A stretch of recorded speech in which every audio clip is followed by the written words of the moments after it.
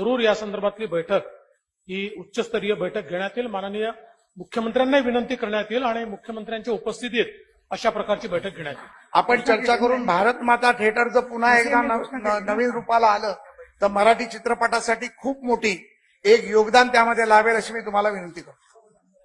चर्चा करण्यात येईल की अखिल भारतीय नाट्य परिषदेला विश्वासात घेऊन किंवा त्यामध्ये काम करणारे नाट्यकर्मी जे आहेत यांना विश्वासात घेऊन त्या संदर्भामध्ये या नाटकला ऊर्जितावस्थेत देणे, त्याच्या संदर्भामध्ये वाढ होणे, विस्तार होणे, नाट्यगृह उभे राहणे, जुन्या नाट्यगृहाचा विस्तार करणे, जुन्या नाट्यगृहाचं पुनर्जीवन करणे, नवीन नाट्यगृह उभारणी करणे याने नाट्यगृह कलावंतांना मानधन देणे याबाबतचे काही विचार शासनानं करावा यासाठी एक विशेष समिती नियुक्त करून त्या समितीच्या माध्यमातून काही शिफारशी येतील, होत असेल तेवढ्या शिफारशीची अंमलबजावणी राज्य शासनानं करावी याबद्दल शासन विचार करणार आहे का? सभापती महोदया, यावेळेस जेव्हा मी अर्थमंत्री म्हणून जबाबदारी पाहत होतो आणि बजेट मांडलं त्यावेळी नाट्य कलावंतांशी काही चर्चा केली होती आणि मग विशेषतः प्रशांत दामलेंच्या नेतृत्वात एक शिष्टमंडळ देखील मला भेटलं होतं आणि त्यांनी विनंती केली होती की विशेषतः ग्रामीण भागातले जे काही नाट्यगृह आहेत आपल्याकडे जवळपास सगळ्या भागात आहेत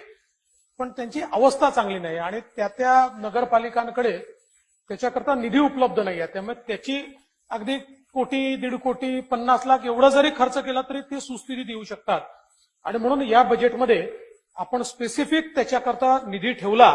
म्हणजे नाट्यगृह बांधण्याकरता तर नाथाभाऊ ठेवलाच, पण पहिल्यांदा जुने नाट्यगृह जे आहेत यांच्या सुधारणेकरता आपण निधी ठेवला आणि आपले सांस्कृतिक कार्याचे कार्यमंत्री जे आहेत सुधीर मुनगंटीवार हा त्याचा पूर्ण आराखडा तयार करतायत.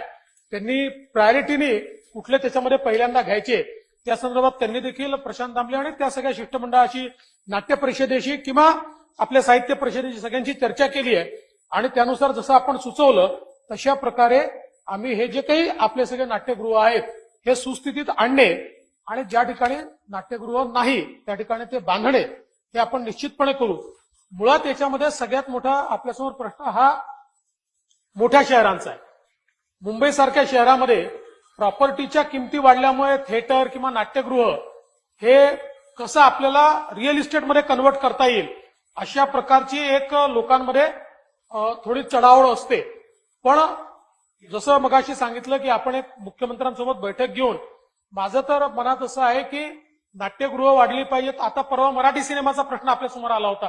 आपण अशी काही योजना आणू शकतो का की मराठी सिनेमा हा म्हणजे नॉर्मली तर दाखवलाही पाहिजे पण जे काही अपेक्षित आहे त्यापेक्षा जास्त काळ जे दाखवायला तयार असतील म्हणजे आज मी ऑफ हँड बोलतोय त्यांना आपण विशेष त्यांच्या टॅक्समध्ये रिबेट देऊ.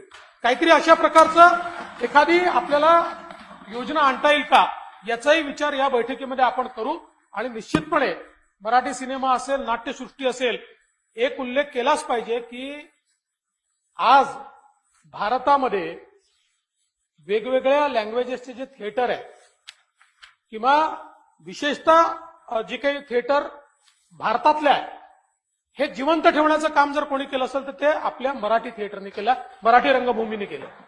मराठी रंगभूमी एवढी समृद्ध रंगभूमी दुसरी नाहीच.